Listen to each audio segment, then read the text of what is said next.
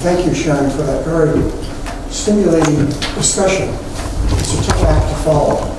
Let's see what I can do here. I'm going to be talking ethics and decision making.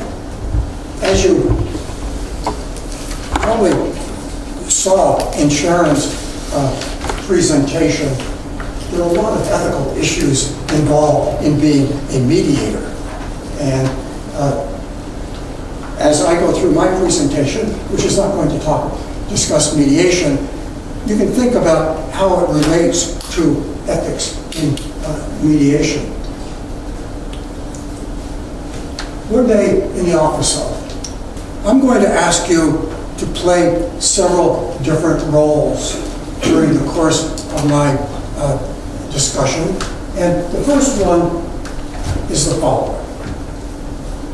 You are a famous scientist and doctor.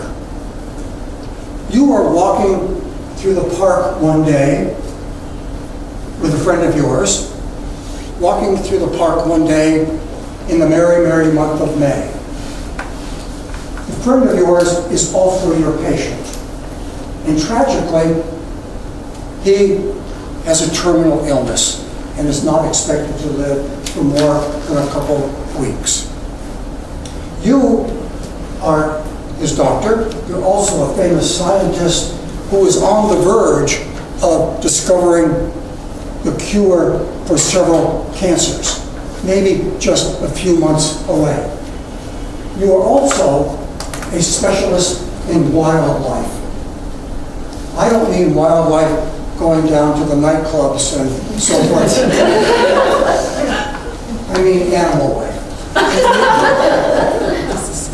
You and your friend have just been to the supermarket to buy 2 pieces of steak, which you are going to cook that evening as sort of a last supper for you and your tragically ill friend. So you are walking through the park and you come to a pond and you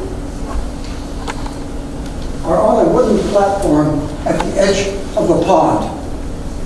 And straight ahead, you see a fisherman fishing, wading in the water up to here, fishing, and you can see that his wife and children have just waved goodbye to him. Over to the far left, you see 6 orphaned children wading in the water. You know they're orphaned because there's a lorry in the background which says St. Agnes's Orphanage. And there's a sister standing there playing with her cell phone who is supposed to be watching the children but not doing too good a job. And to the right, you see a crocodile about to enter the water. And because you're an expert in wildlife, you know that this crocodile has not eaten for several days and is very hungry and will either go after the fisherman and consume the fisherman, or he will go after the 6 children and eat the 6 children, one or the other. There is no way in which you can warn the children or warn the fishermen. They're both too far away, there's too much noise in the background, there's no way to communicate by cell phone. Question is, as you are standing there with your friend, what do you think would be the right thing to do? Because you know, if you throw these 2 pieces of steak in the direction of the fisherman, the crocodile will go after the 2 pieces of steak, eat the steak, and then eat the fisherman, and the children will be saved. But if you throw the 2 pieces of steak in the direction of the children, the crocodile will eat the 2 pieces of steak, and then it will go after the children, and the fishermen will be saved. The question is, what is the right thing for you to do? Now, what I'd like you to do is to consider all of the options that you think might be available to you with the facts I've given you, and don't change the facts. You can't warn anybody. That's not possible. So just take just a couple seconds, a couple minutes at your table to think about what are the options available and what do you think would be the ethically right thing to do. Okay, just take a few minutes.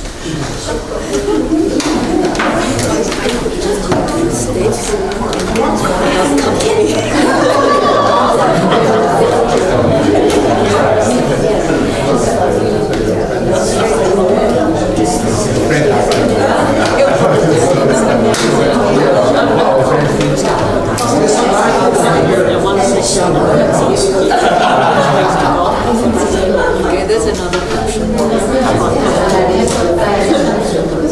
Oh, you didn't go there.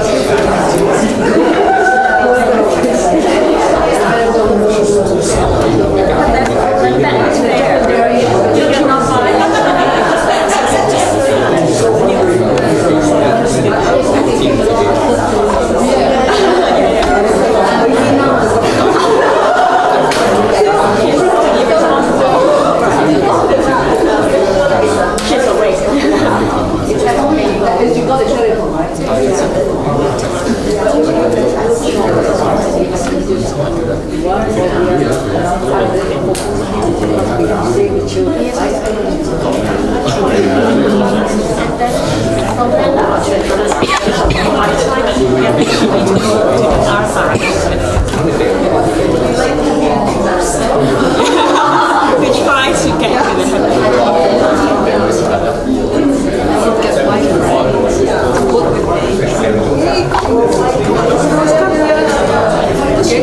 away from both people and come to the yeah, you're not communicating to the other people, but try from it up.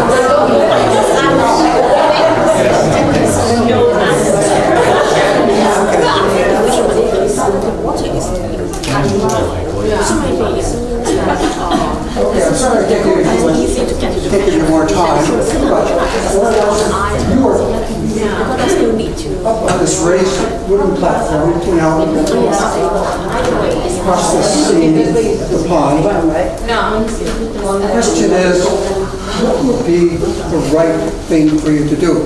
Now, the first thing I'm going to ask you is to tell me what are the options that are available to you? What are the options available? What's one option? Throw it to the nun. To the nun. To the nun, oh great. Attract attention. You're trying to make the nun a stakeholder. Try to get the attention of the crocodile to come to your state, so away from both. But the crocodile's hungry. Yeah. He's going to go after somebody. He's got steaks. I'm trying to bait him with the steaks. He won't be satisfied with just the 2 steaks. Because once he eats the 2 steaks, he's still going to go after either the fishermen or the children. What's one option?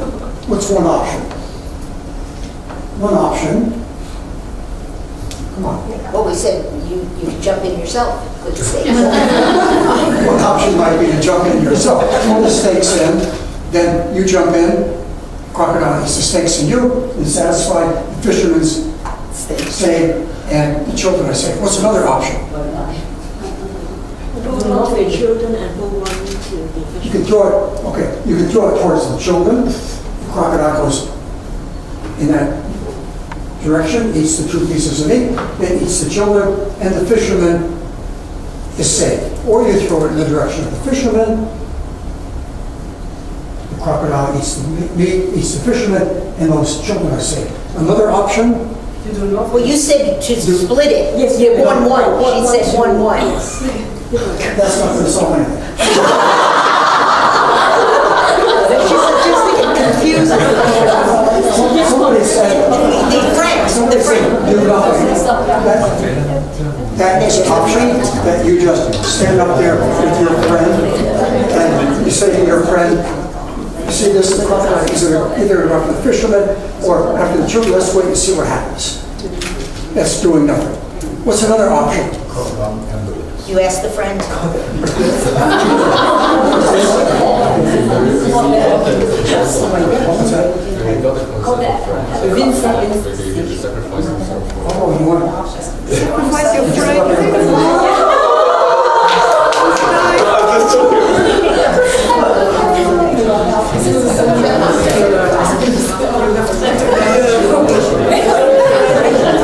usually I don't invite somebody this tall. Look, you see those children over there? The fishermen there? You see that crocodile? The crocodile is hungry. You know, he's either going to go after the fishermen or the children. I've got a great opportunity for you. This could look great on your resume. If you sacrifice yourself, I throw the meat in here, then you jump in, the fishermen will be saved, and the children will be saved. What do you say? Yeah, sure, why not?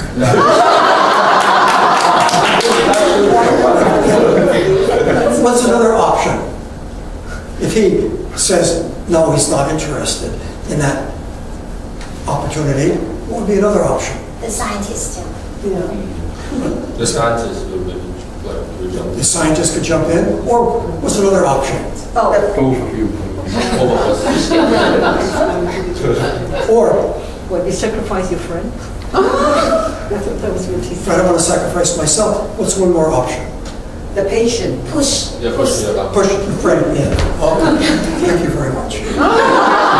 Okay, so we've got all these options. Now, getting to the point of all this, what is in fact the ethically right thing to do? That is, how many of you think that we should sacrifice the fishermen?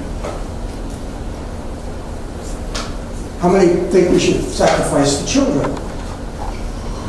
How many people think that I should convince my patient friend to jump in, thus saving the children and saving the fishermen? How many people think I should push my friend? How many people think I should sacrifice myself? There's 1, 2, 3, 4, 5, 6. How many people think I should do nothing and just let things take their course? So, why would you ask me to jump in, to sacrifice myself? Most ethical. Most It's ethical. not ethical. Why is it most ethical? Because that's you decide your own destination. Yeah. One that I'm deciding that I'm the one and I'm making a decision for myself. What's another ethical concern? Suppose you were in fact had to decide between sacrificing the children and sacrificing the fishermen. Which one? How many of you would choose the children? Given that When choice. you say the children, you mean all 6? All 6 children or the 1 fisherman. How many would choose to sacrifice the children? Have the crocodile go in the direction of the children? How many would choose the fisherman in that scenario? And why? Why would you choose, why would you say the fisherman? One's more life The other is is just one life. more lives. That is 6 lives versus that 1 life. So most of you think that that would be the right thing to do. That is, you save the most lives. What else would you say about those children compared to the fishermen? They're younger. They're younger. They're younger, so they have many more years to live. That decision, if you're making just that choice between those two, is what is called a utilitarian analysis. That is where you decide based on the greatest good for the greatest number. Utilitarians put a high premium on numbers. More children are saved, you go in that direction. What about the fact, many of you wanted me to jump in, what about the fact that I'm a scientist on the verge of finding a cure for many, many cancers? That is, in a couple months, I may be able to save tens of thousands of lives. If you had to choose between that and my friend, which would you choose? My friend who has only a few weeks to live. How many of you would say the doctor should jump in? How many think that the friend should be convinced to jump in?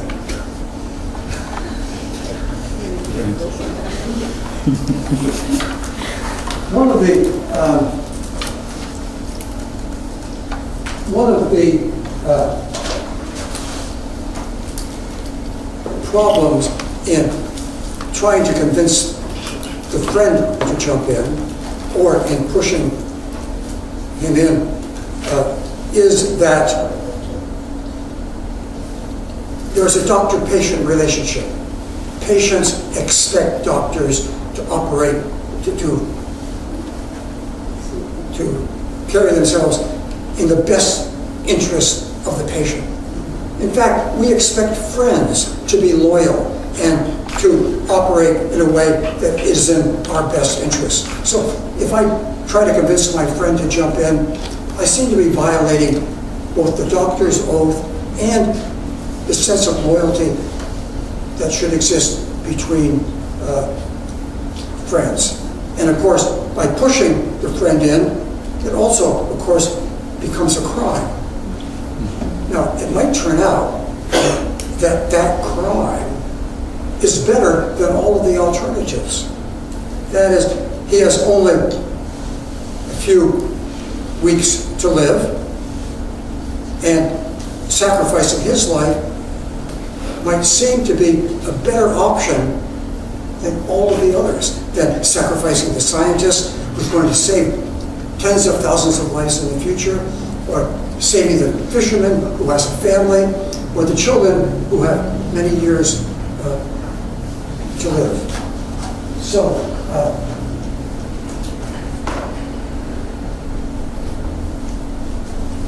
what we have just glanced over briefly is a bit of ethics theory. That is, Immanuel Kant propounded something called the principle of humanity, which says act so that you treat humanity always as an end and never as a means. And pushing our friend in or asking him to jump in is treating that person as an end to some other means, that is to save all these lives. But you're using that person as an end. And Kant says every individual life deserves to be treated with integrity and respect. And you can't use someone as a means to an end. Utilitarians, on the other hand, speak of the greatest good for the greatest number. They are consequentialists, meaning they look for the end result. And they would say pushing the friend in ends up with the best result because you've saved 6 children, you've saved the fisherman who has a family, you've saved the doctor who's going to save a lot of lives, So numbers are very important for utilitarians. Well, it turns out that a lot of our lives are today governed by both utilitarian analysis and by Kantian analysis. In the criminal courts, judges treat each defendant as someone who should be treated with respect, and we don't want to convict that individual unless we go through a process which is designed to show guilt or innocence. That's Kantian. That is respecting that individual. We're not simply saying, well, because the police have arrested you, we're going to throw you into jail for the rest of your life. We don't do that. We respect that individual. But when it comes to sentencing, in the United States, there was a man named Roger Rotnam who engaged in insider trading. And in insider trading, nobody gets hurt, but the law does not like insider trading because those who get insider information are not playing on a level playing field. Roger Rotnam was sentenced to 11 years in prison. That would seem to be excessive with regard to an offense where nobody seems to be injured. But the judge wants to send a message to society to say, don't engage in insider trading, or otherwise you can go to jail for a long time. Imposing that long sentence is, in a sense, using that defendant as a means to an end. That is, to the end of discouraging people out there in society from engaging in insider trading. So those are examples of Kantianism at work and utilitarianism at work. Now you are Winston Churchill. You all know who Winston Churchill is. He was the prime minister during World War II, and in November of 1940, he faced a problem. Winston Churchill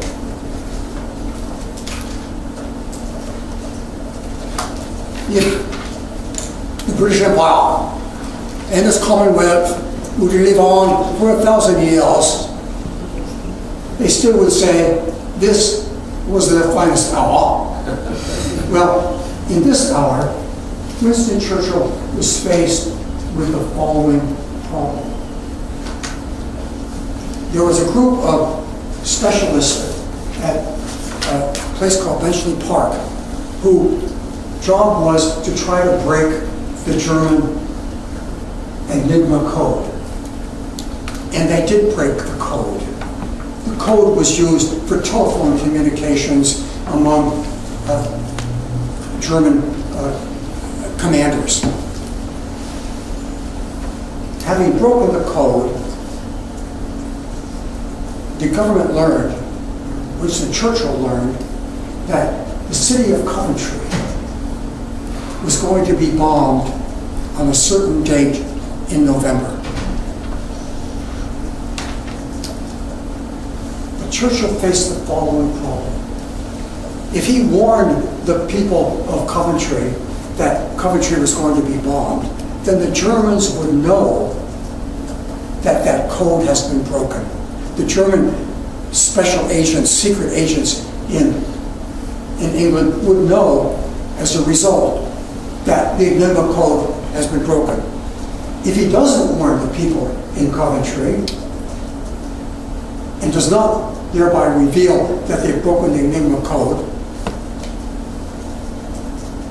he would be able to save tens of thousands, hundreds of thousands of lives later on when knowing where the Germans were going to attack any time in the future, the British would know that because they've broken the code. So he's faced with the question, should I reveal that we have broken that code or not? He was facing a utilitarian Kantian ethical quandary. That is, do we not warn so we can save hundreds of thousands of people in the future? Or do we warn so we can save 400 people in Coventry who would die in this bombing raid? What would you do if you were the Prime Minister? What would you do? Would you warn the people of Coventry or would you not?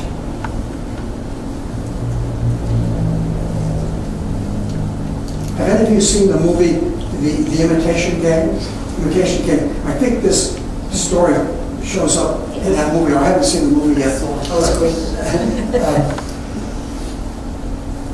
The job of breaking that German code was incredibly difficult. And to let the Germans know now that we've broken this code means they're going to switch to another code and lots of lives are going to be lost. What would you do as Winston Churchill? How many of you would warn the people of Coventry? How many would not warn the people of Coventry? And those who say not, of course, are utilitarians, and those who say they would are, in a sense, Kantians. Well, just a couple of years ago, there was a German police chief in Dusseldorf who got, the police had been tracking a secret, a band of terrorists in Germany. And they were getting very close to identifying the leader of this cell group in Germany. And if they could get at that leader, they would be able to arrest a lot of potential terrorists and undo a lot of future harm.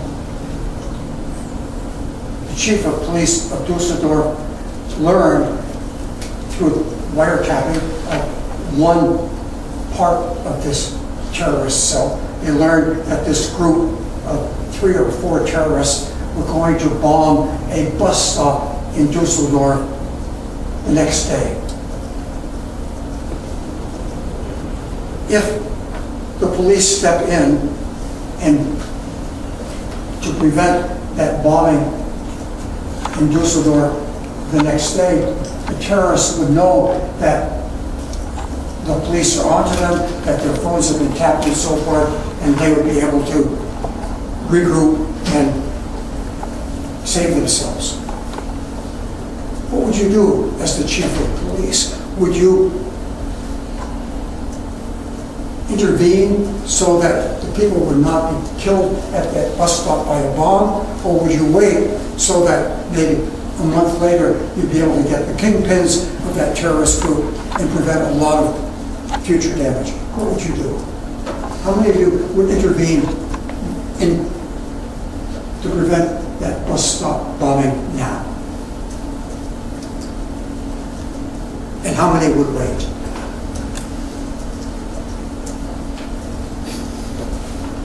Well, this is an ethical quandary. And the police chief in that situation said, I knew what I had to do. He said, I had to save those people at the bus stop. And I was going to save only them. But that might be a different situation from Winston Churchill. We expect the police to protect us in a city. We say that that is a priority task of the police, is to protect people in that city. But it is an example of an ethical quandary where some might think one thing or the other is correct.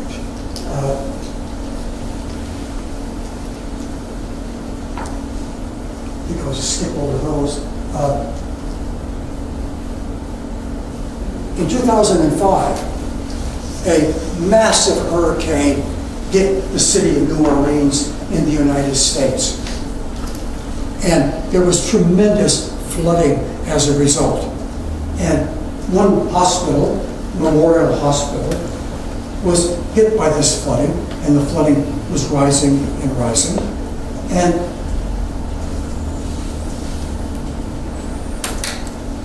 time was running out, and the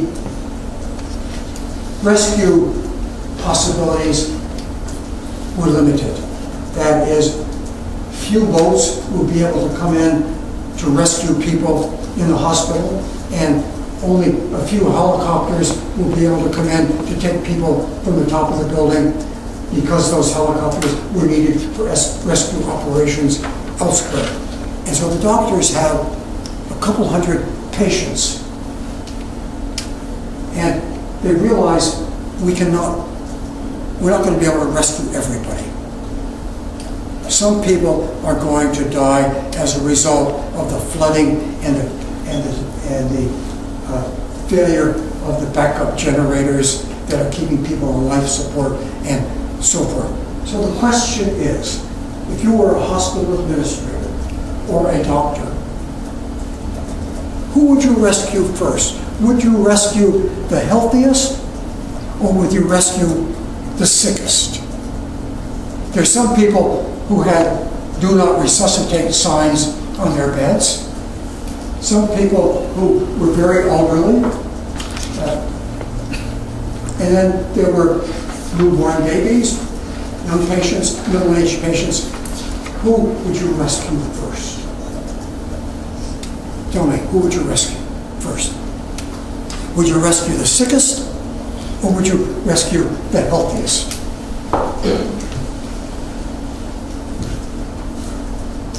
This is a real-life problem that doctors face at this Memorial Hospital, and that doctors and hospital administrators and others are going to face increasingly over the coming years as a result of terrorism and global climate change and other catastrophic events. And one of the problems was that this hospital had not planned ahead. They had not worked out a plan of action for dealing with such an emergency. They didn't expect such an emergency to occur. And today, we have to have ethicists in hospitals who can help the administrators and the doctors figure out a plan of action in case of emergency. But what would you do? Who would you rescue first? Who would you rescue last? Would you rescue the healthiest or the sickest first?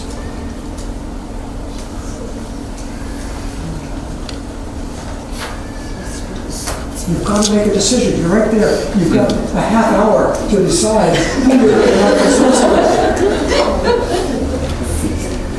Time is going by quickly. Somebody say like not the sickest. Because we still hope that there might be like additional help may come. You're trying to compromise. Yeah. You'd make a great mediator. Well, it turned out that the doctors and administrators decided to rescue the healthiest patients first, using basically a utilitarian analysis, saying these young people have the longest to live, and they have greater prospects of living longer lives than the elderly or the very sick patients. And so what they did, the doctors went around writing notes, attaching it to the foot of the bed of the patient. Imagine lying there in bed, and you say, "Doctor, what is it you just put on my bed?" And it says, "Rescue last."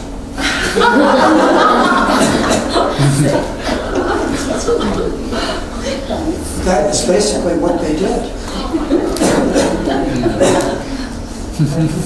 Driverless cars. Driverless cars are in our future. And driverless cars are going to be ethical miracles because 90% of automobile accidents are caused by driver error. If you could replace the driver with automation, you save 90% of lives that are killed in automobile accidents. In the United States, 30,000 people die in automobile accidents every year. So, over a 10-year period, 300,000 lives will be saved by using driverless cars. How many of you think driverless cars are a good idea?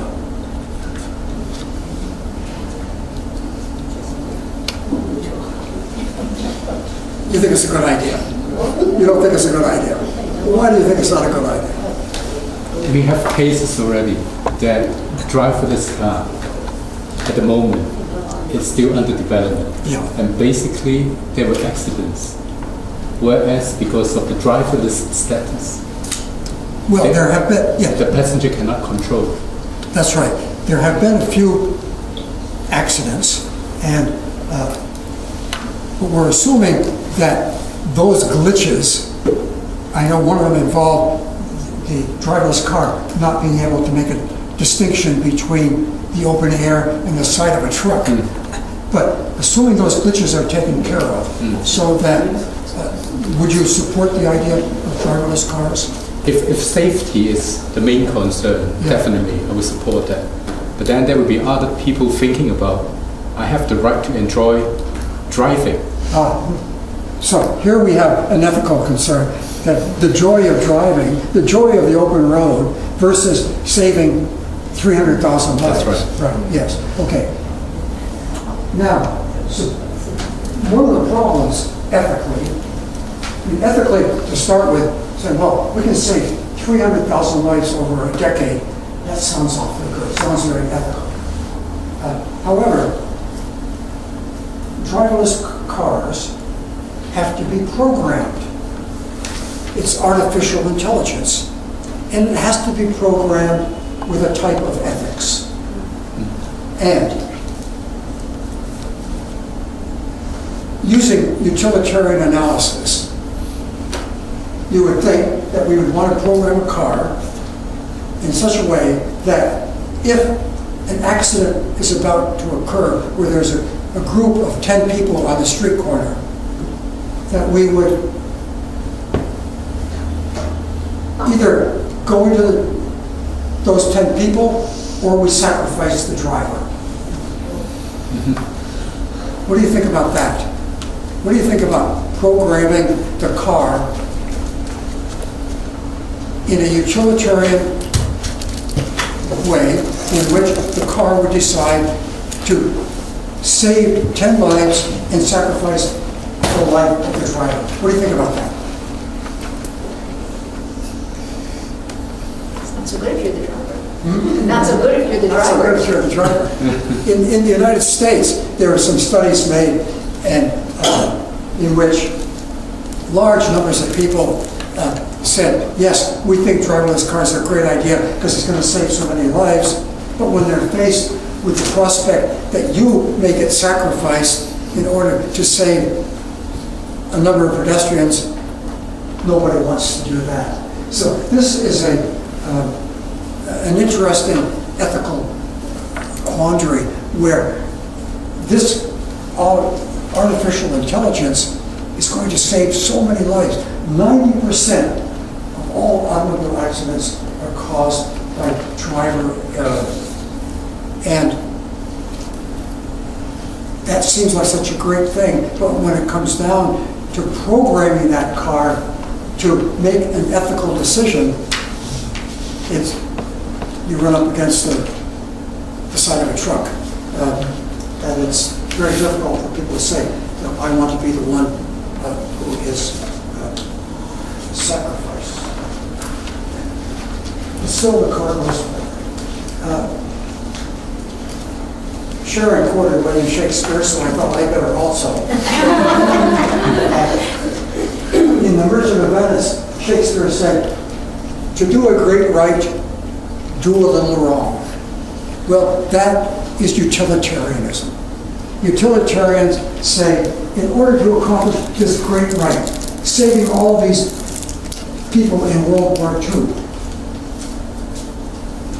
or saving people from terrorist activities in Germany, do a little wrong, which is sacrifice the people in Coventry, or sacrifice the people on the street corner in Düsseldorf. So that is utilitarianism in poetry. Now, shifting away now from that sort of basic ethical theory, let me start by saying this. Lawyers and doctors and business people and accountants and mediators and arbitrators and others get themselves into trouble not because they don't know the law, that they're not good physicians, that they don't know accounting rules, that they don't know the rules of mediation or arbitration. They get themselves into trouble through ethical breaches. It is ethics, breaches of ethics, that get people who are otherwise very smart and very talented into trouble. And every day,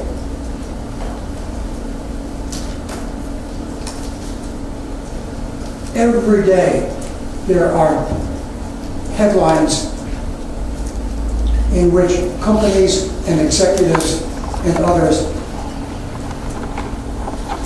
have gotten themselves into trouble. This is, many of you have read about Volkswagen putting cheat devices in their cars in order to make them appear to be lower emitting of carbon dioxide. Wells Fargo got itself into trouble recently because they set up fake accounts for clients.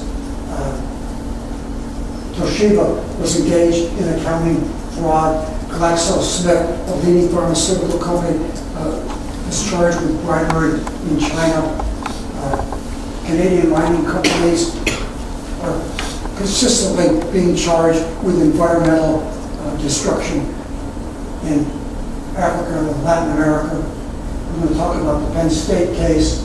The Wall Street Journal article talks about your president's credibility, where that refers to you know who, and so forth.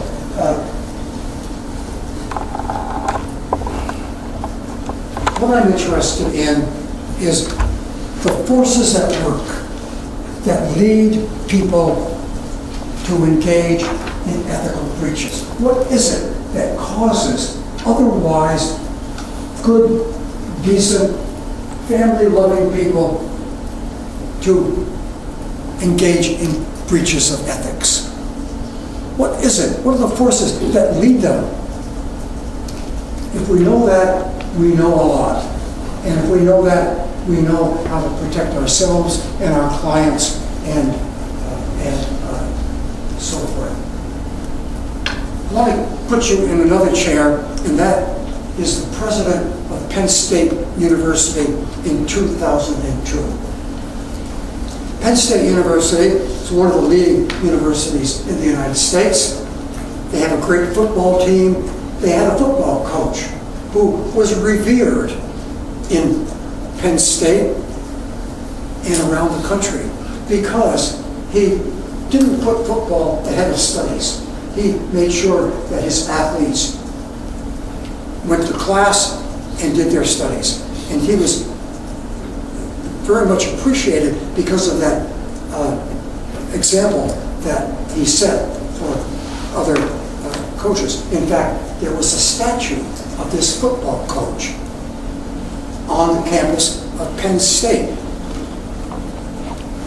Can you imagine a football coach statue being on the campus? Well, it reflects two things. One, that he was highly revered also reflects the fact that football is part of the culture of many universities in the United States, and football is a quasi-religion in many universities in the United States. Well,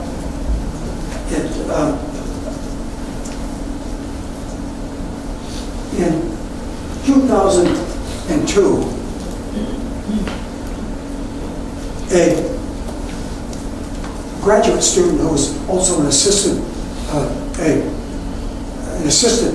to the football team went through the shower room at the sports facilities, and he saw an assistant football coach in a compromising position with a young boy. And he said that there was a sexual engagement going on there. He reported this to the football coach. Football coach reported it to the director of athletics. Director of athletics reported it to the vice president of the university, who reported it to the president. What did they do? They spoke to the assistant football coach, a man named Jerry Sandusky, and said, look, we got this report, don't do it again. But they did not report it to the police or to federal authorities or state authorities, even though there's a law that requires any evidence of molestation of children being reported. But even without that law, you would think that they would report it. So if you were the president of Penn State University, sitting behind your desk, and you get this information, what would you do? And what would be the forces at work that would lead you to do nothing? Well, as I said, football is a semi-religion at Penn State and many of the universities. More than that, it brings in a lot of money to Penn State University. They get a lot of people that come to the stadium, but they sell the television rights, make a lot of money from the television stations and the advertisers, and they got a lot of money from alumni who like Penn State because it has a winning football team. So what's going through the head of the president? The president apparently is thinking, well, if I report this and this gets into the news, it's going to damage the reputation of the football team and the reputation of the university. So for the greater interest of the university, I'm not going to say anything. And there was an email discussion among him, the vice president, and the director of athletics. And in one email, the president says, the only downside of not doing anything is if Sandusky, the violator, does not respond properly to our warning, and then we become vulnerable for not having reported it. Well, there you can see that he was fully aware that he was doing something questionable. Well, that was in 2002. Nothing was reported. But then, in 2011, almost 10 years later, as a result of some other information, the district attorney brought criminal actions against Mr. Sandusky with evidence that he had violated a large number of boys over that decade. And then they discovered that back in 2002, someone had warned the university about Sandusky, and they did nothing. And a year later, the president of the university was indicted for conspiracy and endangerment of children. And just 2 weeks ago, the president of the university was found guilty of child endangerment and faces 5 years in prison. Well, think about that president back in 2002. He could not, in his wildest dreams, have imagined that he could go to jail. But it's also another failure, even more serious, that he didn't think about what Sandusky could do to other children in the later following years. Well, there were several problems with that president's leadership and decision-making. One was he didn't report significant things to the Board of Trustees. And so the Board of Trustees was completely in the dark. They didn't know about any of this until 2011. This was 9 or 10 years after this event. The president tended to operate in a way where he kept things to himself. Eventually, the board of directors in 2011 asked a law firm, which is headed by a former FBI agent named Free, F-R-E-E-H. And that law firm did an investigation, and they uncovered even more evidence of what had happened at Penn State University. And in their report, they talked about the fact that the president didn't keep the board of directors informed, and that the president and the others showed what they called a striking lack of empathy. That is, a striking lack of empathy for children who in the future might be damaged by that individual. Well, this is an example of course, unethical decision-making by the president, and that decision was to do nothing.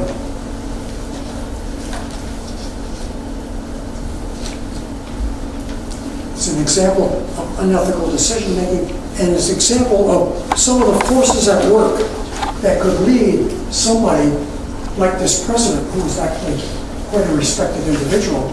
He had been, I think, president of the National University Presidents Association. He was quite a highly regarded individual.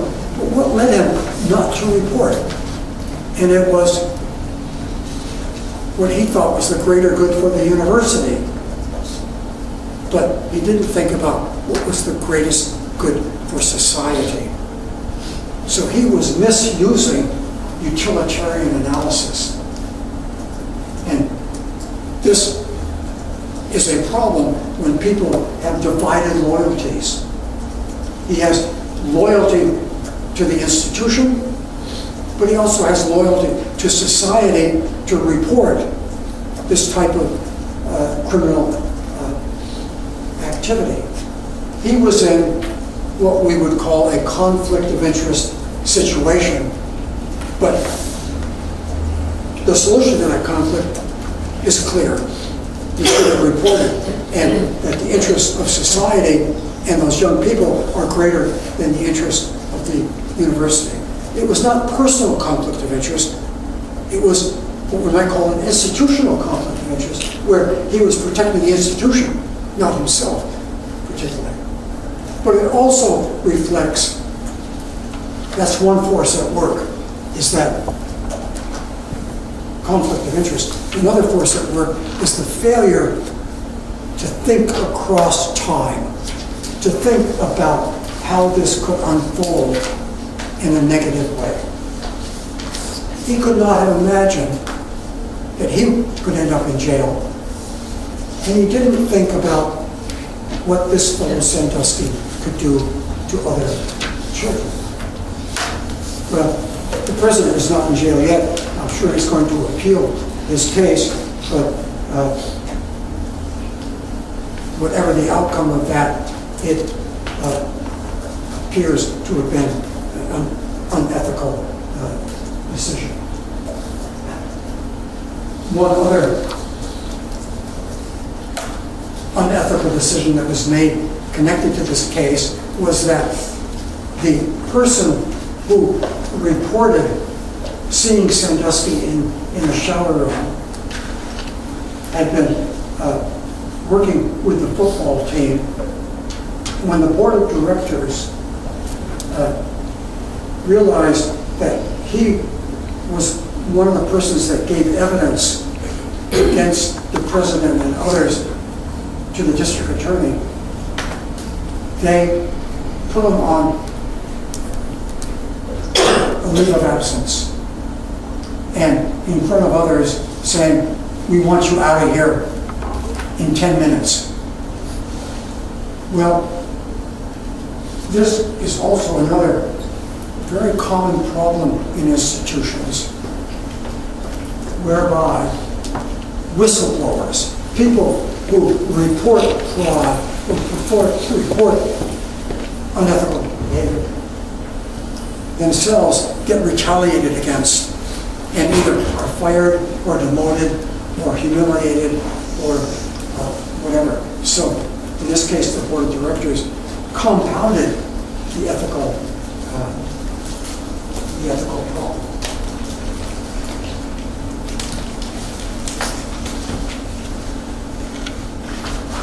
Let's see what's coming up next here. Oh, another William Shakespeare quote. This is one of my favorites. Oh, what men dare do. Oh, what men daily do. I'm sorry. Oh, what men dare do. Oh, what men may do. Oh, what men daily do, not knowing what they do. Well,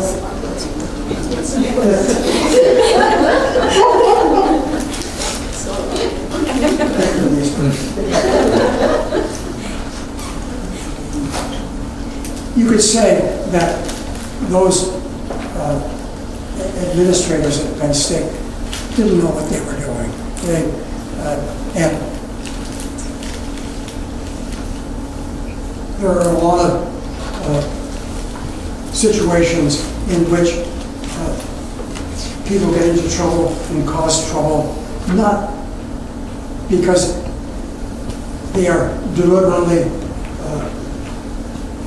being fraudulent, but they simply are negligent, not knowing what they are doing.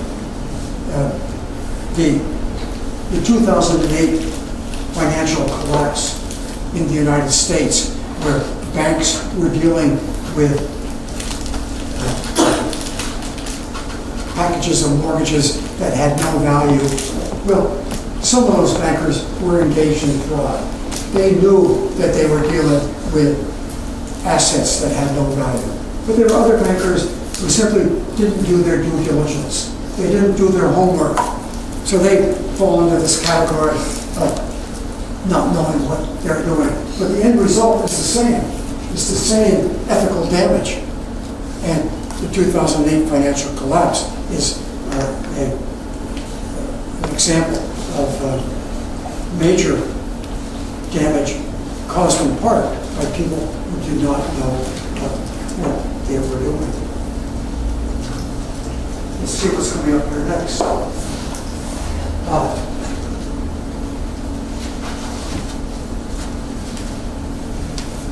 I showed you an email that the president sent to his colleagues when they were trying to figure out what to do. That email is what got the president convicted.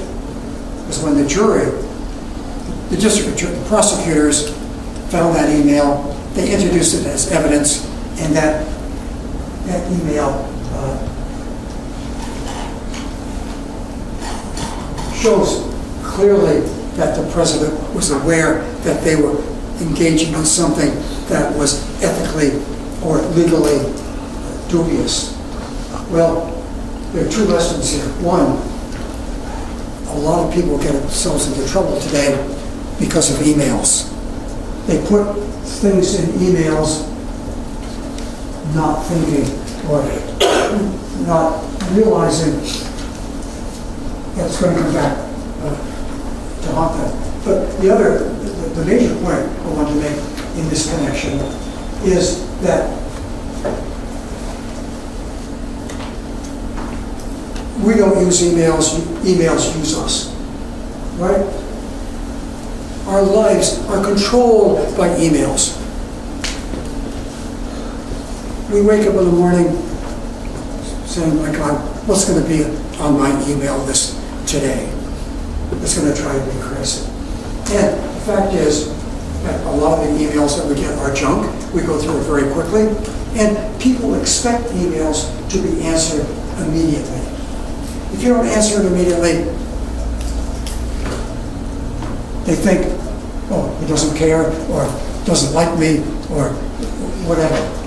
But the fact that we have to answer these emails so quickly means that we don't think. We don't have time to think. And maybe this president, if he had sat in a room with these two other guys, or better yet, with the board of trustees, if he had sat with someone to discuss this and to throw out ideas, he might not have ended up in this problem. I think today a lot of ethical problems result from the speed at which everything works. This is a quote from the New York Times earlier this month. It said, even before smartphones, this country's professional culture had come to venerate freneticism. Everything is speed, speed, speed. And we don't give ourselves time to think. And I think a lot of the bad situations that people get themselves into result from a failure to think. There was a case involving the Enron Corporation. The Enron Corporation was thought to be the 7th largest corporation in the United States. And in 2002, which was a bad year, it collapsed. And it turned out to be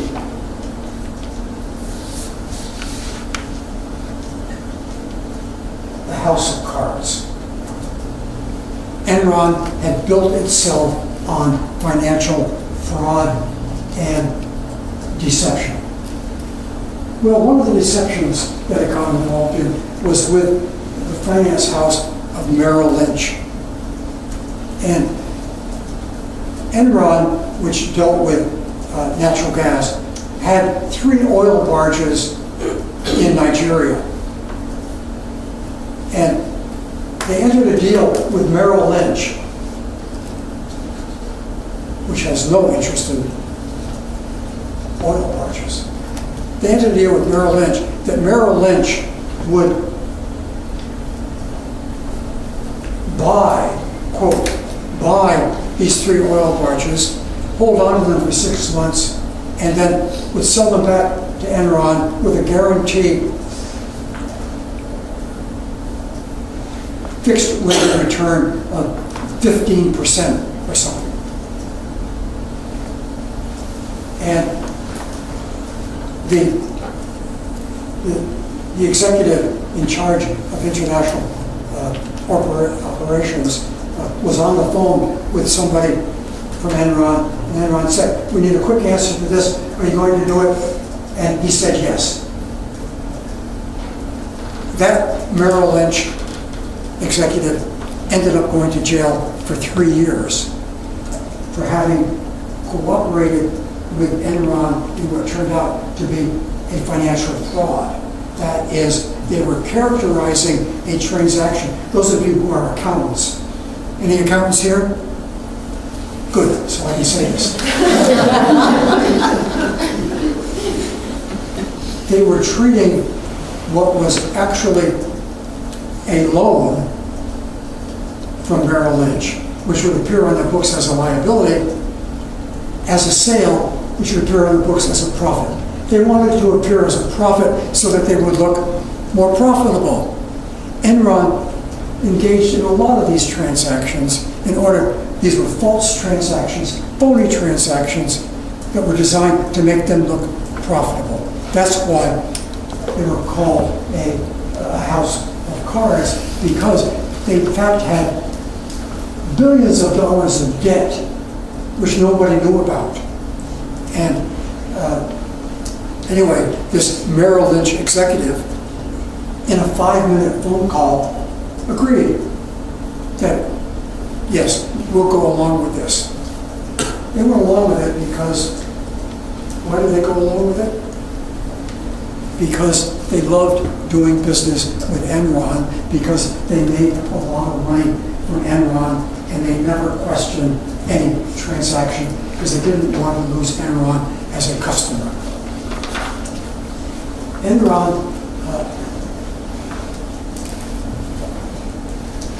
was a powerhouse of conflict of interest, and everybody that dealt with Enron was involved in a conflict of interest. The auditor, Arthur Anderson, over a 10 or 15 year period, detected 0 financial fraud after they audited the books. How could that be? This was the leading auditor in the country, leading accounting firm in the country.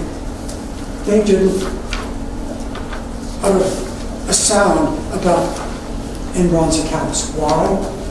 Because they also did consulting for Enron, and they earned $1 million a week. So they didn't want to rock that boat. So you can imagine the decisions being made in Enron. An auditor says, something looks a little fishy at Enron.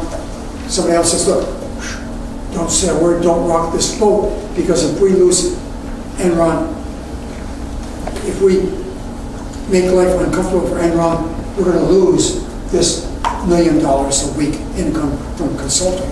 So the auditors did nothing. The banks were entering into and approving financial transactions of Enron. Why? Because they also were selling consulting services to Enron, and so they didn't raise any issues. And its law firm, the law firm is the Texas law firm of it was the biggest law firm in Texas. I forget the name of it. I can't remember the name either. It was Enron's lawyers, and they negotiated and drafted all of these transactions, which involved hiding debt in offshore entities. They signed off on this transaction with Merrill Lynch and others, and they never raised an issue. Why? Because they were on a retainer of $1 million a week for Enron. For both Arthur Anderson and for Enron, except for Arthur Anderson and the law firm, having Enron as a client was very prestigious, because it was thought to be the 7th largest corporation in America. So they didn't want to lose a client, and both of them were making $1 million a week. So they didn't want to rock that boat. And so the 2 major gatekeepers, the auditors and the lawyers, didn't say a word. The credit rating agencies were giving AAA ratings to Enron. Well, they also were providing consulting services, and they simply didn't do their homework. They, along with everybody else, accepted the mythology that Enron was a great corporation. And the finance journalists, like Fortune magazine and Forbes, they had investigative journalists. They didn't, until the very end, raise any questions about the financial viability of Enron. And Enron collapsed. It was thought to be worth $60 billion, turned out it was $30 billion in debt, and 20,000 investors lost their investment, 20,000 employees lost their jobs, pension holders lost their pensions, and so forth, and so on. Tremendous amount of damage. Well, in that case,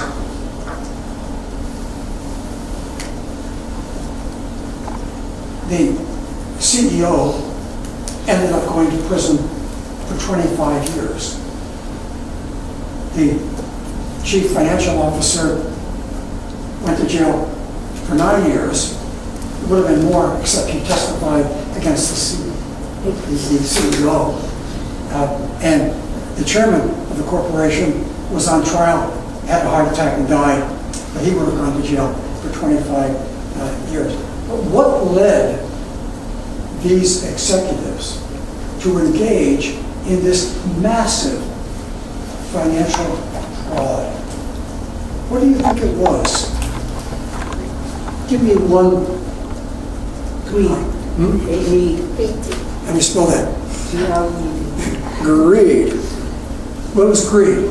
And that certainly played a very major role. And one of the problems was that they kept pumping up the profits of Enron Corporation artificially because they had stock options. As soon as the price of the stocks went to a certain level, they would sell their stocks. And in the last days, they sold hundreds of thousands, hundreds of millions of dollars worth of stock options. So they were doing it to increase their own wealth. And they were also doing it in order to attract more investors and to deceive the banks. The banks thought that Enron was a profitable corporation, so they continued to lend money to what turned out to be a house of cards. But there were other forces at work too, and these are intellectual forces such as arrogance, there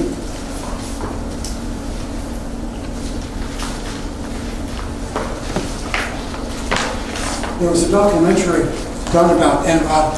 For those of you who are interested in an extremely well done documentary on corporate fraud, this movie called Enron, The Smartest Guys in the Room, is the place to go.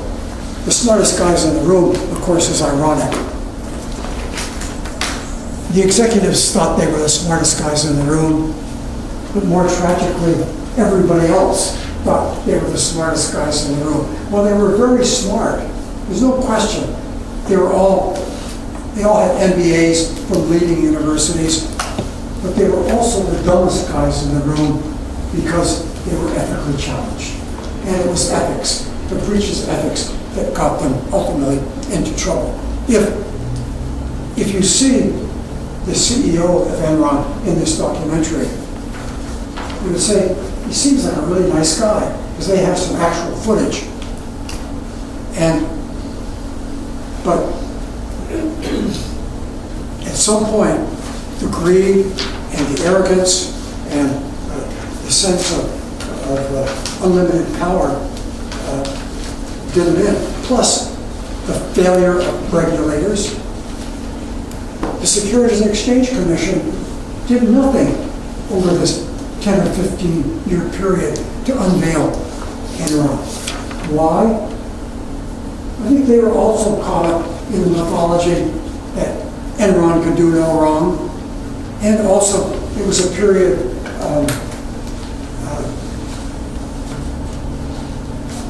at least in the latter days of deregulation, when regulators were asked not to go too hard on companies and so forth.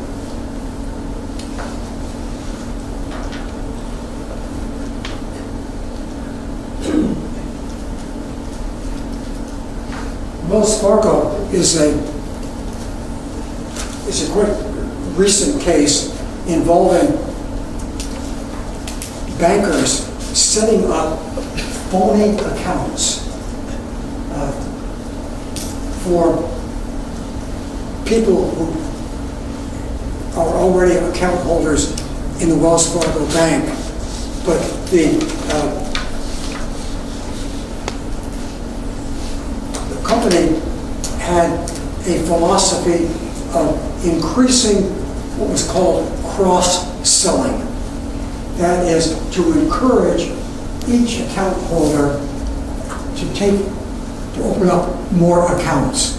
And the CEO developed this philosophy of 8 is great, meaning you should get each account holder, encourage each account holder to open up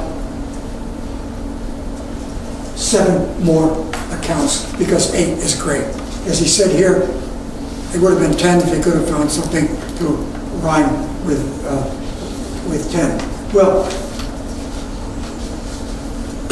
bankers at the front lines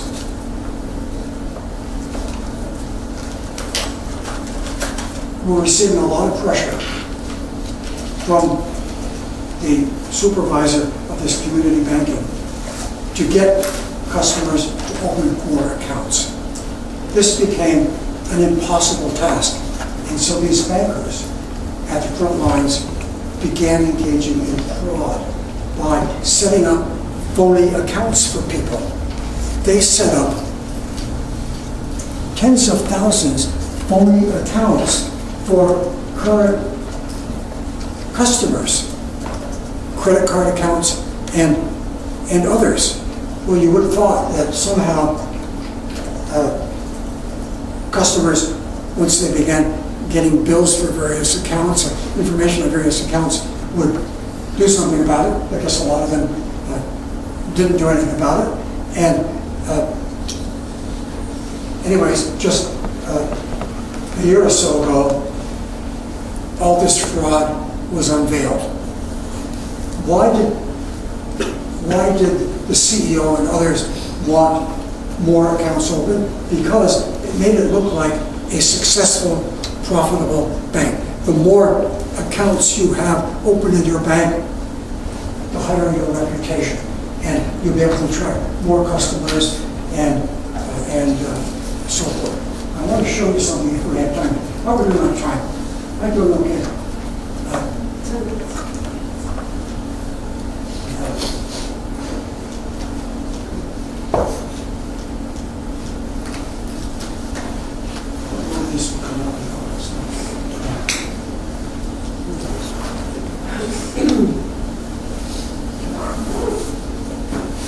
I'm going to show you a brief video, but I think it won't come out on this. There was a congressional hearing not too long ago in which the CEO of Wells Fargo was brought before the congressional committee, and he was cross-examined by a Senator, Elizabeth Warren, who was a great defender of consumers. And she asked him, how many senior executives have you fired? He said, well, we fired 5,000 at our bank. She said, I didn't ask that. How many senior bankers, executives have you fired? And he garbled something, and she says, I'll take that as a 0. She said, have you returned any of your salary that developed as a result of all this fraud going on at your bank? And he mumbled something, and she said, I'll take that as a 0. Well, in the upshot, and she said, you should be fired. You should quit. You should resign right now because of what you created. Well, the interesting thing is that he did not send a message down to people, engage in fraud in order to create more accounts to make us look better. He didn't say that. But what he did do was set an unreasonable target which led people at the lower ranks to engage in fraud in order to meet that goal. So he did not order something unethical to be done. What he said with that 8 is great led others to unethical behavior, and that turns out to be just as bad. Well, he, not too long ago, was fired, and his salary and the salary of the executive in charge of community banking had to give up, I forget the exact figure, but $50 million of their income under what is called a clawback. Some states in the United States and some companies have policies for clawing back executive salary when that salary has been earned in a period where fraud and deception has occurred. This is a relatively new development and is a way of putting pressure on CEOs to make sure this type of fraud does not occur. Do I finish at 6? Is that? Okay. So, I've only a couple more hours to go here. Let me see if there's...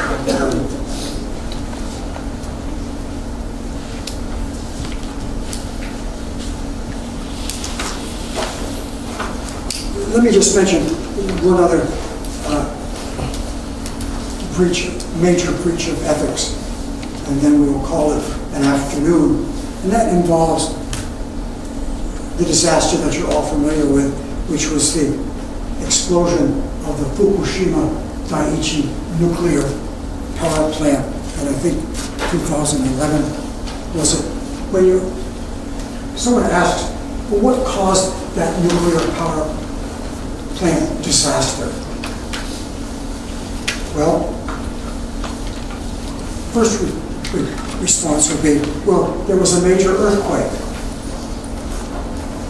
which caused a major tsunami, which caused major flooding, which caused flooding of the electricity supply to the nuclear plant, and which caused flooding of the generator, the backup generator, which is supposed to click in when the other electricity goes off.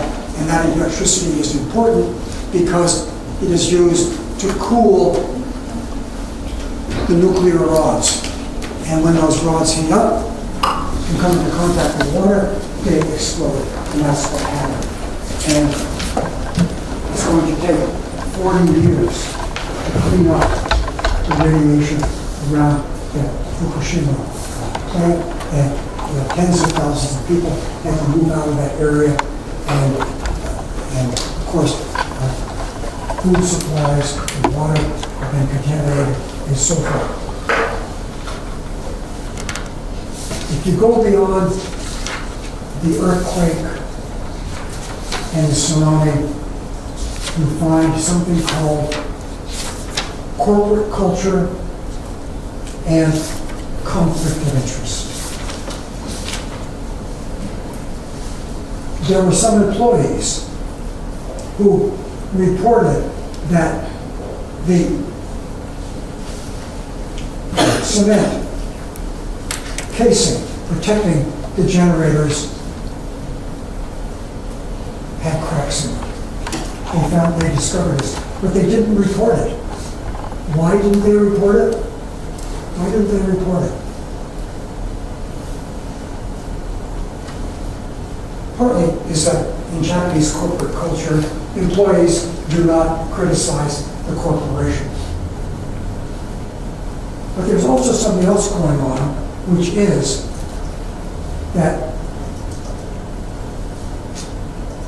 earlier, some years earlier, an expert on nuclear plants, a Japanese American who worked for General Electric, came to Japan and looked at several nuclear plants and said that he thought that the casings around generators were not adequately constructed, and that he thought that there were safety risks in these nuclear plants that he visited. He reported this to the Nuclear Energy Commission, and what did they do? They blacklisted this expert, and they warned nuclear companies not to hire him. Why did they do that? Well, because nuclear energy was part of the culture of the Japanese government. They had moved to nuclear energy as a way of gaining energy independence. And there was zero tolerance for criticism of the use of nuclear energy. And the Nuclear Energy Commission, which is supposed to, it's a regulatory commission, which is supposed to be concerned with safety, said, well, if we worry about a few cracks, we'll never have nuclear energy, and they did nothing. And the company did nothing because it was going to cost money, and employees were not willing to step forward to blow the whistle because they knew they would be retaliated against, and so forth. So it's this national culture, corporate culture, and conflict of interest, which led to all the damage that has been done, because steps could have been taken to protect these generators, which would have kept going to be able to cool down these uranium rods, and you would never have had that explosion. So that's just an example of the forces at work that lead to ethical breaches. Well, finally, we'll be very happy to hear that adverb. Finally, I think in the handout, I gave you several quotes from Benjamin Franklin. I don't know if I have them here. Oh, I just got it. I don't know this. I think this is right.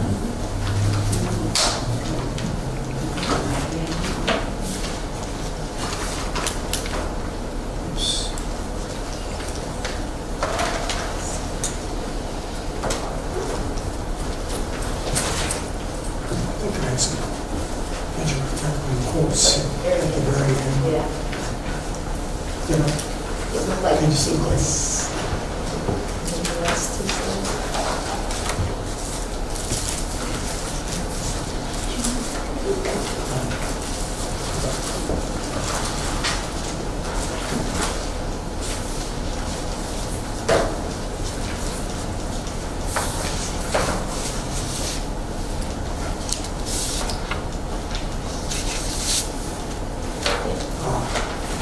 Benjamin Franklin was one of the signers of the American Declaration of Independence. He was a self-educated philosopher. He became ambassador to France. He was quite a remarkable individual. And he published a series of books called Poor Richard's Almanac, which included information for farmers about the weather and so forth. But he also created these pithy sayings. And here are three of Franklin's quotes that I love. One, honesty is the best policy. Well, if corporations today had that sign on their window and believed it, we would avoid a lot of problems. When I was growing up as a boy in my small hometown, every shop in town had that sign in the window. Honesty is the best policy, and they meant it. It takes many good deeds to build a good reputation, and only one bad one to lose it. In fact, many people who get caught up in these ethical breaches and end up going to jail are, in their private lives, very decent individuals. And that may be part of the problem. They see themselves as ethical people. They see themselves as people who can't do anything wrong, but they do something wrong. And finally, who has deceived thee as often as thyself? And many of these executives, the president of Penn State and others, have engaged in self-deception and thinking, and wishful thinking, and not thinking about the interests of others. And I guess that brings us to the end. Thank you all very much.